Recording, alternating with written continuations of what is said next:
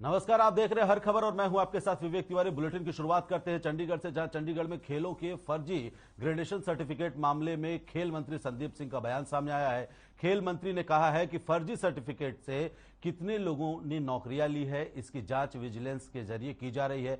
वहीं हरियाणा खेल विभाग ने ग्रुप डी के तहत फर्जी ग्रेडेशन सर्टिफिकेट बनाकर नौकरी लेने वाले 18 जिलों के लगभग 900 खिलाड़ियों की सूची जारी की है, जिसे लेकर खेल विभाग की तरफ से खिलाड़ी और अधिकारी को निर्देश दिए गए हैं कि अगर किसी का सर्टिफिकेट जाली होने का संदेश आता है तो इस बारे में विभाग को सूचित करें।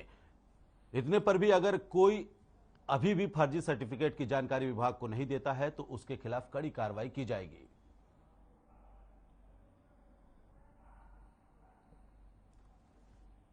तो फर्जी सर्टिफिकेट के जरिए नौकरी पाने वाले लोगों की अब शामत आ चुकी है। खेल मंत्री संदीप सिंह ने साफ तौर पर अधिकारियों को निर्देश दे दिया है कि जो लोग फर्जी सर्टिफिकेट के आधार पर नौकरी पाए हैं वो जानकारी दें। वहीं बढ़ते आगे तो शाम में किसानों ने खरीफ के मौसम की मुख्य नकदी फसल नरमा कपास की बिजाई जोर शोर से शुरू कर दी है। किसानों की माने तो बीते वर्षों से नरमा कपास में बीमारियों का प्रकोप बना हुआ है, जिसके चलते यह फसल लगातार घाटे का सौदा बनती जा रही है। वहीं देसी कपास में मजदूरी अधिक लगती है, इसलिए किसान यह विकल्प नहीं लेना चाहते। इस मामले में खंड कृषि अधिकारी और कृषि विशेषज्ञ संजय मक्कड़ ने कहा है कि सरकार ने देसी कपास बोने पर किसानों को 3,000 रुपए प्रति एकड़ के हिसाब से प्रोत्साहन राशि देने का ऐलान किया है, ताकि वे नुकसान से बच सकें, क्योंकि अभी तक नरमा कपास में आने वाली बीमारियों का कोई अस्थायी समाधान नहीं हो पा रहा है। उसके बावजूद भी अगर कोई किसान नरमा कपास लगाता है तो उसे कृषि विभाग द्वारा जारी हिदायत के अनुसार नरमा कपास में समय समय पर कीटनाशकों का छिड़काव करते रहना चाहिए।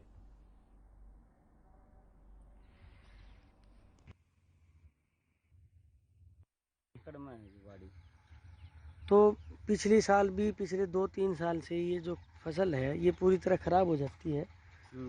वो नुकसान जी, पिछली बार भी नुकसान ज़्यादा था, कुछ भी हाथ ना आया, लेकिन क्या करा जी, और कोई काम को नहीं, इसने बाड़ी ने छोड़कर के बोवा हो। तो कितना के जो है नुकसान हो गया था पिछली बार? नुकसान तो जी 10% बचा था, बाकी सारा नुकसान था जी, उसका भी भाव को नहीं मिला। दक्षिणी पश्चिमी हरियाणा के बहुत बड़े हिस्से में बीटी कपास की खेती की जाती है। यह इस क्षेत्र की प्रमुख नकदी फसल है, लेकिन पिछले 2-3 सालों में पैराविल्ट नामक बीमारी और सफ़ेद मक्खी के आक्रमण से बीटी कपास के उत्पादन में भारी कमी आई है। साल दर साल बीटी कपास का उत्पादन कम होता जा रहा है। साथ ही बीटी कपास उगाने वाले किसानों के लिए एक और चिंता की बात यह है कि पिछले 1-2 सालों में इसमें गुलाबी सुंडी का आक्रमण भी देखने को मिल रहा है। इसलिए आने वाले सीजन में किसान भाई पैराविल्ट और सफ़ेद मक्खी के साथ साथ गुलाबी सुंडी के आक्रमण के प्रति भी सतर्क रहे। साथ ही जिन क्षेत्रों में बीटी कपास में पैराविल्ट और सफ़ेद मक्खी से ज़्यादा नुकसान होता है, वे किसान बीटी कपास की बजाय देसी कपास को प्राथमिकता दें। खबर जींद से, जहां पीपीपी का काला कारनामा सामने आया है, जिसमें एक परिवार के लड़के की सालाना आय 5 अरब और लड़की की आय को 1 करोड़ रुपए दिखाया गया है, जबकि इनके पिता मजदूर हैं और उनकी आय मात्र 36,000 रुपए है। वहीं बेटी सोनिया PPP के कारण सक्षम योजना का फॉर्म नहीं भर पा रही है। इतना ही नहीं, बेटा 12वीं के बाद आगे पढ़ना चाहता था, लेकिन PPP के कारण दाखिला उसका नहीं हो पा रहा है। पीड़ित भीम सिंह का कहना है कि वो कैंसर का मरीज है, उसे इलाज में 1.5 लाख लाभ मिलना था, लेकिन PPP की वजह से लाभ नहीं मिल पा रहा है। PPP के चलते गरीब परिवार को किसी भी सरकारी सुविधा का फायदा नहीं मिल रहा है, जिसके चलते पीड़ित परिवार ने कहा है कि अगर लगातार ऐसे ही चलता रहा और समस्या का समाधान नहीं हुआ तो पूरा परिवार आत्महत्या कर लेगा। अब देखना यह होगा कि प्रशासन इस मामले पर क्या कार्रवाई करता है।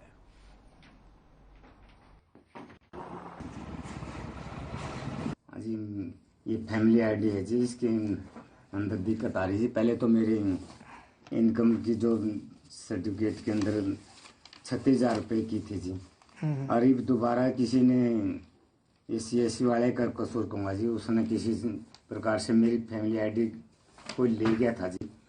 तो हमारा ये मनरेगा में हम काम करते हैं, मैं भी, और वो हमारी असली जो सिग्नेचर वाली फैमिली आईडी ले गया था जी, जो यहाँ का मेट है शमशेर सिंह, उसने शायद मेरी जी, मतलब उसने, क्योंकि मेरा पैमाइश पे भी कई बार झगड़ा सा हो गया था। और घरवाले से पूछ भी लो जी, ले गया था वो, या तो उसका करवाया गड़बड़ लग गया जी मैंने फिर ये फैमिली आईडी में। जी मेरा नाम है सोनिया, मैंने 20 साल MSc ज्योग्राफी से की है जींद यूनिवर्सिटी से, और मेरी फैमिली आईडी में इनकम 1 करोड़ दिखा रखी है, और मेरे भाई की इनकम दिखा रखी है 5 अरब। और मैं ना तो आगे एडमिशन ले पाई इसके कारण। मैंने बीएड में एडमिशन लेना था, तो ना तो उसमें बीएड में उस छात्रवृत्ति का मैं लाभ ले पाई, और मेरे भाई ने भी छात्रवृत्ति के फार्म भरने थे, ना वो ले पाया उसका लाभ। उसने आगे एडमिशन लेना था, ना उसमें एडमिशन ले पाया।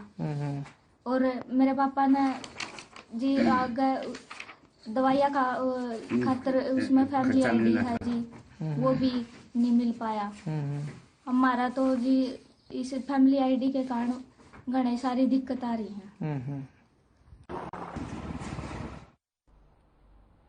वहीं बास नगर पालिका का दर्जा समाप्त न हो, इसके लिए सैकड़ों ग्रामीणों ने एसडीएम कार्यालय पर प्रशासन के खिलाफ जमकर नारेबाजी की। वहीं ग्रामीणों ने सरकार के नाम ज्ञापन भी सौंपा है, जहां ग्रामीणों ने चेतावनी देते हुए कहा कि अगर हमारी मांगों को पूरा नहीं किया गया तो हम कोई बड़ा कदम उठाएंगे। वहीं सरपंच रोशनलाल शर्मा ने कहा कि 3 साल पहले गांव बास को नगर पालिका का दर्जा दिया गया था। उस समय किसी ने भी विरोध नहीं किया था, लेकिन 2 महीने पहले कुछ लोग नगर पालिका का दर्जा समाप्त करवाने के लिए धरने पर बैठ गए, और वहां पर हलके के विधायक राम कुमार गौतम और शहरी निकाय मंत्री डॉक्टर कमल गुप्ता, पूर्व वित्त मंत्री कैप्टन अभिमन्यु ने पहुंचकर नगर पालिका का दर्जा समाप्त करने की घोषणा की थी। ग्रामीणों को सरकार से मांग है कि बास नगर पालिका का दर्जा खत्म नहीं होना चाहिए, क्योंकि इससे बास का विकास नहीं हो पाएगा। ले बस हो खड़े हो जाओ, बस हो जाओ खड़े, चला चला हम लोग क्या चाहिए। नगर पालिका बास के कुछ लोगों द्वारा उपस्थित होकर एक ज्ञापन दिया गया, जिसमें उन्होंने नगर पालिका बास को जो के त्यों रखने की मांग की है, और इसे पुनः ग्राम पंचायत ना बनाने की डिमांड रखी है। जी हमारे 4-5 दिन पहले हरियाणा सरकार के मंत्री और जैसे विधायक और पूर्व मंत्री तीनों बास मंडी में आए धरने पे, जो नगर पालिका को तोड़ने के लिए धरना था उस पे आए। उन्होंने अपने संबोधन में घोषणा की कि हमने नगर पालिका बास का दर्जा खत्म करवा दिया। हमारे को बिल्कुल ये बात हजम नहीं हो रही कि भाई नगर पालिका का दर्जा ऐसे कैसे खत्म हो गया। उसका एक प्रोसेस और विधान होता है, ये बगैर प्रोसेस के विधि विधान के तोड़ी गई है। हमारे को दर्द हुआ इस बात में, और उसको लेके हम डग्गी में बास 5 दिन से अनिश्चितकालीन धरने पे बैठे हैं। एसडीएम साहब का ज्ञापन सौंपा कि भाई जैसे नारायण की नगर पालिका बढ़िया तरीके से चल रही है, ऐसे बास की नगर पालिका भी बढ़िया तरीके से चलाया जाए, न कि राजनेताओं के बुकामा आके न बास को बर्बाद किया जाए। बास के 35 करोड़ रुपए पे राम कुमार गौतम मुरली मार के बैठ गया, वो विकास होना था बास में, और सरकार ने 35 करोड़ रुपए भेज रखे थे, लेकिन इसने अपने विधायक अपने की पावर दिखा के ना वो 35 करोड़ रुपए नारायण में लाना चाह रहा है, बास को बर्बाद करने पर तुला हुआ है। पिछले 2.5 साल से एक एमएलए है गौतम, बास में इसने 1 रुपए का भी काम करवाया तो हमारे को बता दो, पूरा गांव हाजिर है, पूरा गांव में जाके पता कर लो। जब गौतम ने 1 रुपए का काम करवाया तो बास नगर पालिका में, अब हमारे काम होने शुरू होने थे, चुनाव नजदीक थे, चेयरमैन बनता, एमसी बनते, 6 हमारे बीसी एससी बीसी भाई एमसी बनते, उसके पेट में दर्द हो गया। अगर भाई ये तो चौधर हमारी निकलने जा रही है। और इसी बीच बड़ी खबर आ रही है चंडीगढ़ से, जहां पर नगर निकाय चुनाव को लेकर के बीजेपी की बैठक होने वाली है, हो रही है। तो प्रदेश अध्यक्ष ओपी धनखड़ की अध्यक्षता में बैठक की जाएगी। बैठक में संगठन मंत्री, तीनों महामंत्री सभी शामिल होंगे। 3 लोकसभा क्षेत्रों को लेकर के अहम बैठक जारी होगी थोड़ी देर में। तो चंडीगढ़ से नगर निकाय चुनाव पर बीजेपी की अहम बैठक होने वाली है। प्रदेश अध्यक्ष ओपी धनखड़ की अध्यक्षता में यह बैठक की जाएगी। बैठक में संगठन मंत्री, तीनों महामंत्री भी मौजूद रहेंगे। 3 लोकसभा क्षेत्रों अंबाला, करनाल, कुरुक्षेत्र को लेकर के बैठक की जाएगी। बड़ी खबर आप तक हम पहुंचा रहे हैं। चंडीगढ़ से नगर निकाय चुनाव को लेकर के बीजेपी की अहम बैठक होने वाली है। प्रदेश अध्यक्ष ओपी धनखड़ की अध्यक्षता में बैठक की जाएगी। 3 लोकसभा क्षेत्रों अंबाला, करनाल, कुरुक्षेत्र को लेकर के ये बैठक की जाएगी।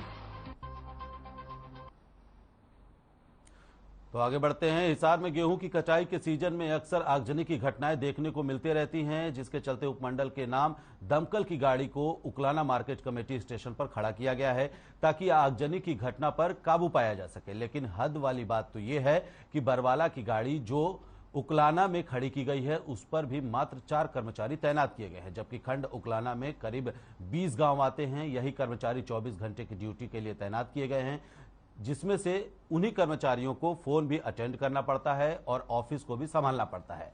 इस दौरान अगर कोई घटना हो जाती है तो घटनास्थल पर जाकर उस पर काबू भी पाना इन कर्मचारियों के लिए एक बड़ी चुनौती है। इस कमी के चलते क्षेत्र के किसानों और व्यापारियों ने सरकार से गुहार लगाई है कि उकलाना में दमकल विभाग में फायर ब्रिगेड की गाड़ी उकलाना के नाम से दी जाए और उस गाड़ी पर परमानेंट और पूरा स्टाफ रखा जाए, जिससे इलाके में कोई भी अनहोनी होने पर उस पर आसानी से काबू पाया जा सके।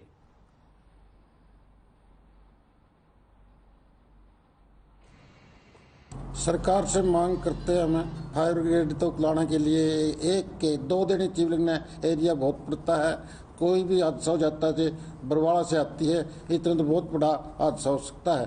सरकार ने 2 गाड़ी देनी चाहिए, 1 की बजाय। पिछली बार राज्य मंत्री ने यहाँ पर कहा था और वाहवाही भी लूटी थी कि गाड़ी दे दी गई है, स्टाफ पूरा कर दिया गया। वह तो टेम्परेरी दी थी। बरवाड़ा फायर ब्रिगेड का जो न्यारा महकमा बनाया था वो बरवाड़ा है। बरवाड़ा गई वो तो यहाँ उकलाने के लिए तो को नहीं। देखिए, उकलाना में गाड़ी जो अभी खड़ी हुई है ये हमारे लिए परमानेंट नहीं है, ये टेम्परेरी जो है बरवाड़ा की गाड़ी है। और यहाँ बहुत लंबे समय से जो रेलू कांड हत्याकांड के बाद कोई गाड़ी यहाँ परमानेंट नहीं मिली है। हमने बार बार मांग की, लेकिन पिछली बार 1.5-2 साल पहले राज्य मंत्री अनूप दानक ने टेम्परेरी रूप से यहाँ इस गाड़ी को भिजवाया था। लेकिन अब यहाँ पर जो कर्मचारी वो 4 कर्मचारी है और 3 शिफ्टों में 4 कर्मचारी आप देख सकते हैं वे कितना कैसे काम चलाएंगे।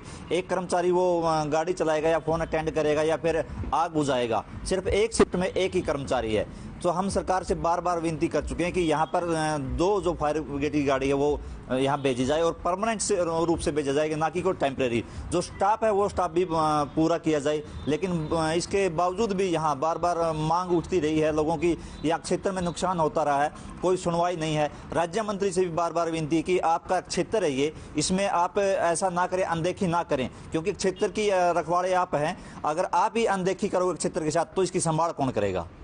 फायर ब्रिगेड की गाड़ी के बारे में ऐसे है कि उकलाना के अंदर पहले तो फायर ब्रिगेड की गाड़ी नहीं थी। जब 2009 से विधायक थे नरेश सेलवाल जी, उन्होंने प्रयास से एक गाड़ी आई और जैसे ही वो विधायक पद से हटे वो उसी टाइम सरकार की मंशा के कारण वापस बरवाड़ा में शिफ्ट कर दी।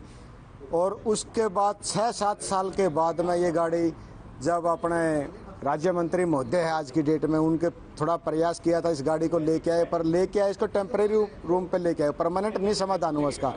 टेम्परेरी होने के बाद ये स्टाफ इसका सिर्फ 4 है, इस वर्कर 4 होने के बाद वो क्या क्या करेंगे। SOP के हिसाब से यहाँ का स्टाफ नहीं है। एक गाड़ी के अंदर सबसे कम 8 से 9 बंदे चाहिए, कोई फायरमैन चाहिए, कोई अटेंडेंट चाहिए, कोई ड्राइवर चाहिए, हेल्पर चाहिए, तो इस तरह के अलग चाहिए। और यहाँ पे इसके मेरे ख्याल से पूरा इंस्ट्रूमेंट भी पूरा नहीं होगा जो इसके लिए चाहिए। सीढ़ियाँ चाहिए, रस्सी चाहिए, पाइपलाइन चाहिए, वो भी नहीं है। पानी का सोर्स क्या वो नहीं है। अगर यहाँ अगर गाड़ी की जरूरत पड़ गई, आग लग गई, तो पानी के लिए पहले तो 10 मिनट तो गाड़ी जाती है वहाँ भरने के लिए, और उसके बाद कहाँ लोकेशन है वहाँ लोकेशन नहीं मिलती। क्योंकि लोकेशन का ये है कि जब 112 पे कॉल करते हैं गाड़ी का लोकेशन बरवाड़ा होता है इसका, क्योंकि बरवाड़ा के नाम पे, उकलाना के नाम पे नहीं है। तो वहाँ से आती है अटेंडेंट को तो फ़ोन पे लगा रहता है जो भी ड्राइवर है। तो इसलिए यहाँ पे स्टाफ की भी कमी अनुरोध करते हैं कि इसके जितना भी SOP के जो स्टाफ और रिक्वायरमेंट जितने भी इंस्ट्रूमेंट है वो पूरे करे जाए, यही डिमांड है हमारी। ऐसा है, दमकल की गाड़ी या किसान रेस्ट हाउस में एक सफ़ेद हाथी बनकर खड़ी है। केवल 3-4 अधिकारी है, टेलीफोन पे भी सुनते हैं, ड्राइवर भी वही है, और लगभग 59 गांव लगते हैं उकलाना के। लेकिन कोई भी हादसा हो जाता है तो यहाँ कोई व्यवस्था नहीं है। और ये भी टेम्परेरी है हमारे पास, बगैर कर्मचारियों के, बगैर स्टाफ के ये गाड़ी कैसे चलेगी। जबकि यहाँ फैक्ट्रियाँ हैं, कॉटन फैक्ट्रियाँ भी है, बिनोले की फैक्ट्री भी है, और भी आसपास के एरिए में। और इस बार तो किसानों को बड़ा नुकसान हुआ है, कई जगह पर गेहूँ राख हो गई जल के।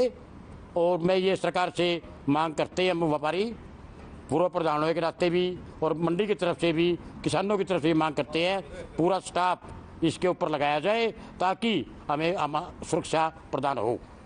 मैं सरकार से मांग करता हूं कि उकलाना मार्केट कमेटी को स्पेशल फायर ब्रिगेड की गाड़ी देनी चाहिए और पूरा स्टाफ देना चाहिए, क्योंकि किसी भी टाइम कोई भी हादसा हो सकता है। तो बरवाड़ा से फ़ोन करके गाड़ी मंगानी पड़ती है।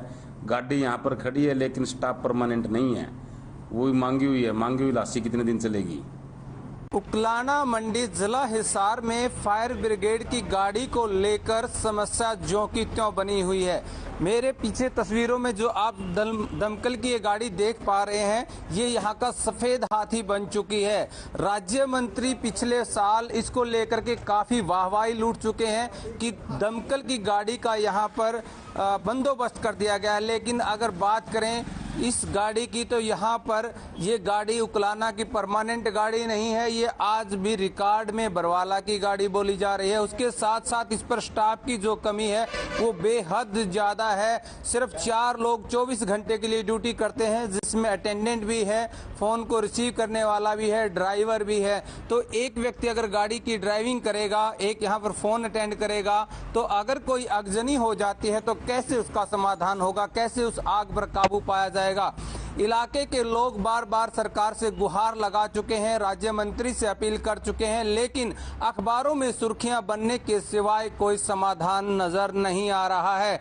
हाल फिलहाल भी लोगों की यही मांग है कि उकलाना के अंदर 2 दमकल की गाड़ियां और उस पर पूरा स्टाफ तैनात किया जाए। अगर कोई अनहोनी हो जाए तो उस पर काबू किया जा सके, लेकिन हाल फिलहाल उकलाना में इस प्रकार के बंदोबस्त नजर नहीं आ रहे।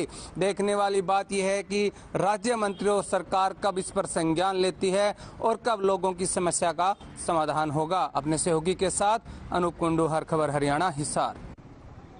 वहीं फरीदाबाद के सेंट्रल थाना इलाके में पार्किंग विवाद को लेकर के 2 पक्षों में झगड़ा हो गया, जिसके बाद आसपास के लोगों ने मौके पर पहुंचकर दोनों को समझा बुझा करके मामले को शांत करवा दिया। लेकिन एक पक्ष सागर ग्रोवर जब अपनी गाड़ी से ऑफिस के लिए जा रहा था तो सेक्टर 12-15 की रेड लाइट पर दूसरे पक्षकार ने पीछा कर 5 युवकों ने सागर ग्रोवर पर हमला कर दिया। ताबड़तोड़ लाठी, डंडों और घूंसों से सागर ग्रोवर पर हमला किया गया। वहीं मौके पर 2 पुलिसकर्मी भी मौजूद थे, लेकिन वो सिर्फ तमाशबीन बने रहे। यह पूरी घटना रेड लाइट पर लगे सीसीटीवी कैमरे में कैद हो गई, जिसके बाद पुलिस ने नामजद सभी आरोपियों के खिलाफ मारपीट और जान से मारने की कोशिश के आरोप में कई धाराओं में मामला दर्ज कर आगे की कार्रवाई में जुट गई है। सर जी, आज जब मैं घर से निकला ऑफिस जाने के लिए, मुझे ऐसा लगा मेरे पीछे कोई लगा हुआ है। तो मैं ऑफिस जा रहा था, फोन पे बात कर रहा था, काम में सुबह सुबह बंदा काम में ध्यान दे रहा होता है। लेकिन जब मैं 15 सेक्टर की रेड लाइट पे रुका तो 2 गाड़ियां आके रुकी, दोनों का नंबर 69। मैं इसलिए जानता हूँ वो गाड़ियां किसकी हैं क्योंकि वो बंदा भी साथ में ही था और 3-4 लोग और थे, जिन्होंने दे धनाधन गाड़ी के शीशों पे मार मार के मेरे को बाहर निकालने की कोशिश करी। ये तो थार गाड़ी थी और शीशा बुलेट प्रूफ था, तो शीशा टूटा ही नहीं। होमगार्ड भी थे, सब सीसीटीवी में आया है। 2 भाई साहब उन्होंने देख लिया, विटनेस है। और ये मतलब मैं तो हाथ जोड़ के पुलिस वालों से विनती करता हूँ कि मेरे को अपनी जान का खतरा है, मैं ये रोज की टेंशन नहीं लेना चाहता। आप इसका कानूनी लीगली जो भी है इसका जरूर फैसला करिए प्लीज। मेरे सामने 1204 में सचिन सरीन रहता है। कल शाम को मेरे बेटे की उससे बहस हो गई, जो मैंने रात को सुलझा दी, माफ़ीनामा करा दिया। लेकिन आज सुबह 11 बजे जब मेरा बेटा आ रहा था ऑफिस के लिए, तो 15 सेक्टर की रेड लाइट पे 2 गाड़ियां जिनका नंबर 69 था दोनों का, उन्होंने आगे पीछे गाड़ी लगा के गाड़ी के टायर के आगे बहुत बड़ा पत्थर रख दिया और गाड़ी पे डंडे बरसाने शुरू कर दिए कि तू बाहर निकल, तेरे को जान से मार देंगे हम। लेकिन मेरे बेटे ने गाड़ी नहीं खोली और वहाँ पर 2 प्रेस वाले मिल गए उन्होंने और 2 होमगार्ड भी थे, वो भी आ गए, उन्होंने पत्थर वत्थर हटाया तो ये जान बचा के वहाँ से भागा।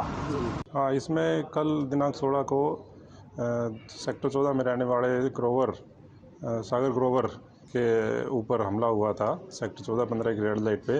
ये इनके जो जिनके खिलाफ दी है वो उनके पड़ोसी है, दोनों पड़ोसी है। उनका पहले भी 15 तारीख को झगड़ा हुआ था आपस में, जो सामाजिक रूप से समझौता हो गया था, जिसके कारण जब कंप्लेनेंट ग्रोवर अपने ऑफिस जा रहा था सुबह, तो 12-15 की रेड लाइट पर जब ये रुका है तो 3-4 गाड़ी पीछे से आई है और इसके गाड़ी के आगे पत्थर लगाकर इसके चारों तरफ से इस पे हमला शुरू कर दिया है, जिससे शीशा तो नहीं टूटा है लेकिन हमला करके वो हमलावर भाग गए थे। जिसके कंप्लेनेंट की दरखास्त दे पे FIR दर्ज की गई है, जिसकी तफ्तीश अभी जारी है। जाखल में अपराध लगातार बढ़ते जा रहे हैं। मामला जाखल कुला मार्ग पर नशा मुक्ति केंद्र के पास का है, जहां कुछ किसान पड़ोसी राज्य से गेहूं कटाई का काम पूरा करने के बाद वापस लौट रहे थे। इसी दौरान क्षेत्र के नशा मुक्ति केंद्र के पास कुछ लोगों ने अचानक से उन पर हमला बोल दिया। इस बीच किसान गुरविंदर सिंह किसी तरह वहां से भाग निकला और शोर मचाते हुए लोगों से मदद मांगी। वहीं लोगों ने मौके पर देखा कि आरोपियों ने अन्य 2 किसानों को बंधक बनाकर केंद्र का दरवाजा बंद किया हुआ है। इसे लेकर लोगों ने जैसे ही केंद्र का दरवाजा खटखटाया तो आरोपियों ने अंदर से ही हवाई फायर कर दिए। वहीं लोगों ने मामले की पूरी जानकारी पुलिस को दी। फिलहाल पुलिस ने किसानों की शिकायत के आधार पर 1 दर्जन से ज्यादा अज्ञात लोगों के खिलाफ मामला दर्ज कर आगे की कार्रवाई शुरू कर दी है। कल रात तकरीबन 1 बजे म्योंद कलां गांव में कुछ मजदूर और जिम्मेदार साथी जो उसके भाई थे, वो अपना बरवाड़ा से सीजन लगाकर जहां अपना कंपाइन खड़ी करके अपने छोटी म्योंद के गांव जो म्योंद खुर्द में जा रहे थे। अचानक उन पर एक 25-30 जो लड़कों का एक ग्रुप था जो नशा केंद्र मुक्ति केंद्र म्योंद कलां में खुला हुआ है, उससे निकला और उन पर टूट पड़ा और उनको चोटें लगी। जहां से अचानक एक जो हमारा लड़का था वहाँ ड्राइवर गुरप्रीत सिंह, वो जान बचाकर भागा किसी तरीके से। यहाँ म्योंद गांव की कंपाइन चल रही थी, इसी का वो भाई था, तो ये भागकर आए और इन्होंने गांव वासियों को कई को बुलाया तो देखा जहाँ से हमारे जो लड़के और मोटरसाइकिल यहाँ से गायब पाया गया। गांव वाले और लॉसमेंट वगैरह फ़ोन करने पर भारी संख्या में रात को तकरीबन 1:10 पर काफ़ी संख्या में यहाँ ग्रामीण पहुँचे तो दरवाज़ा खुलाने की कोशिश की गई। ये नशा मुक्ति केंद्र वालों ने कोई दरवाज़ा नहीं खोला और जब अंदर से इनके जो भाई को पीटा गया था, उनको चोटें आई हुई थी, उनके अंदर से जब किलकारियाँ सुनी, चीखें सुनी, रोने की आवाज़ सुनी तो गांव वालों ने गेट खुलवाने की कोशिश की, लेकिन अंदर से जो यहाँ के बाउंसर थे, जो यहाँ के संचालक थे, लगभग 30 की संख्या में, कुछ बाहर से गाड़ियाँ आई हुई थी और 30 की संख्या में उन्होंने अपना जो नजायज हथियार थे, पता नहीं उनके लाइसेंसी थे या नजायज थे, वो हमें नहीं पता, वो हथियार लेकर गांव वालों के पीछे पड़े और गांव वाले पंप की तरफ भागे। ऐसा है, ये यहाँ ये सेंटर है, नशा मुक्ति सेंटर है। इसके अंदर जो रात जो है 3 लड़के आ रहे थे म्योंद कला से और उनका गांव म्योंद खुर्द था, वो कंपाइन खड़ी करके यहाँ आ रहे थे। तो आने के बाद जब ये मोटरसाइकिल पर आए तो इस सेंटर के अंदर बाहर जो लड़के खड़े थे उन्होंने उनको रोका, उनके साथ मारपीट की, उनको अंदर दे के बिठाया, जिस पर जो हमें शिकायत मिली थी हम मौका पर पहुंचे और मौका पर पहुंच के जो भी शिकायत के अनुसार हमने इसके खिलाफ पर्चा दर्ज कर दिया। इनके खिलाफ अब जो डॉक्टर साहब आए हैं फतेहाबाद से, इन्होंने इसकी तलाशी दी है और अपने हिसाब से इसको बंद करवाया। Thank you. सोनीपत की पारकर सोसाइटी में 2 पक्षों के बीच झगड़ा हो गया, जिसमें कई लोग गंभीर रूप से घायल हो गए, जिसके बाद एक पक्ष ने पुलिस पर कार्रवाई न करने के आरोप भी लगाए हैं। वहीं पुलिस प्रशासन के खिलाफ जमकर लोगों ने नारेबाजी भी की है, साथ ही हाईवे को जाम भी कर दिया गया। वहीं सूचना पर जिले के कई थानों के पुलिस बल को भी मौके पर बुलाया गया और कड़ी मशक्कत के बाद जाम को खुलवाया गया। हालांकि दोनों पक्षों के झगड़े का एक सीसीटीवी फुटेज और कुछ तस्वीरें भी सामने आई हैं, जिसके आधार पर पुलिस मामले की गहनता से जांच कर रही है।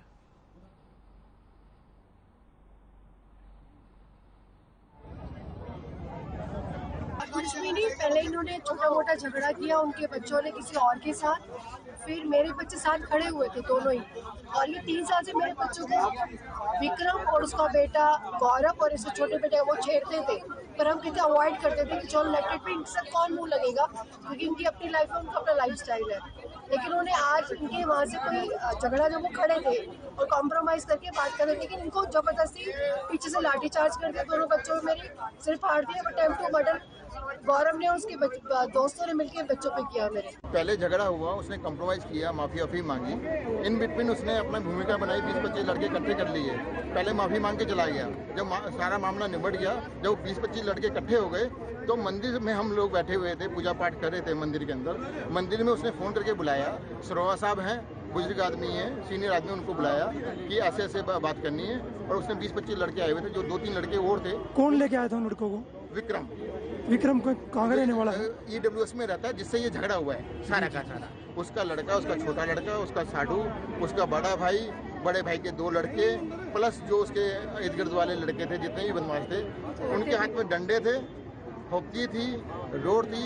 इनफैक्ट मैं भी मंदिर में बैठा हुआ था, एक के हाथ में चाकू भी था। यहाँ पे इस सोसाइटी के लोग एकत्र होकर के लड़ाई झगड़ा हुआ है। यहाँ पे ये लोगों ने उठाया, यहाँ पे अपना रोष प्रकट किया है।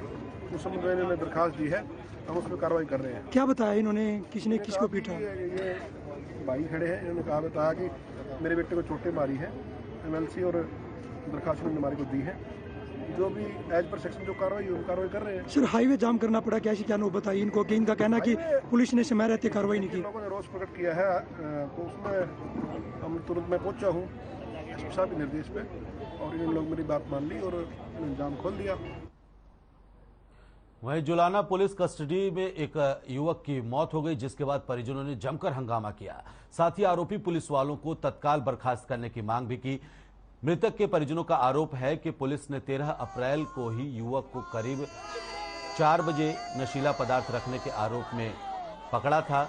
वहीं जब उसकी मृत्यु हो जाने की सूचना मिली तो परिजनों ने पुलिस थाने के बाहर पहुंचकर हंगामा किया। परिजनों ने पुलिस पर आरोप लगाया है कि पुलिस ने पूछताछ के दौरान उसके साथ मारपीट की, जिसके चलते उसकी तबीयत खराब हुई और उसकी मौत हो गई। पीड़ित परिवार ने शव का पोस्टमार्टम करवाकर देर रात परिजन जो है वो थाने पहुंचे और थाने के बाहर शव रखकर प्रदर्शन कर अपनी मांगे भी रखी। वहीं मौके पर पहुंचे जुलाना के तहसीलदार और DSP रोहतास ढुल ने परिजनों को और प्रदर्शनकारियों को समझाने का काफी प्रयास किया, लेकिन वह अपनी मांगों पर अड़े रहे। पूरा घटनाक्रम रात भर चलता रहा।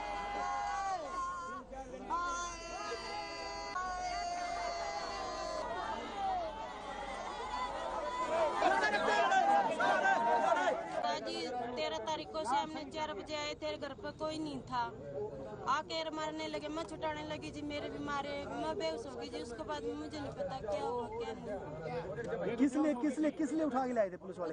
इतना बताया ही नहीं जी, पूछने लगी इतना मैं चितना लगी जी, मौका कौन दिया जी, मेरा मारती है जी, मैं तो बेहोश हो गई, पता ही नहीं फिर कहाँ लेके गए कहाँ नहीं। घटना है, हमारा कोई घर बड्डा छाना था नहीं, पुलिस प्रशासन ये 7-8 आदमी आ रहे थे और वो भाई ने लेकर जान लाग रहे थे। और उसके बाद 13 तारीख के बाद ना तो हमारे के लिए कोई प्रशासन ने कोई बात करी और मारती तो आज उन्होंने बताइए बधारा मर लिया अपने ले जाओ। क्यों ले आए थे उसको, क्यों ले आए थे? किसको? इसको हमने बेरा ही नहीं, हम तो थे नहीं करा कोई सा भी, सारे मामले गुजर रहा था, करनाल जा रहे थे हम तो। 13 ने उठाया, 17 ने लाश। कितनी तारीख की बात है? ये 13 तारीख की बात है। अरे आज 18 हो गया, आज 18 तारीख आज मारती मरे का बेरा दिया। MC का द्वारा हमारे द्वारा कोई फोन नहीं करे नहीं भी। तो फिलहाल इस बुलेटिन में इतना ही। आप देखते रहिए हर खबर। नमस्कार।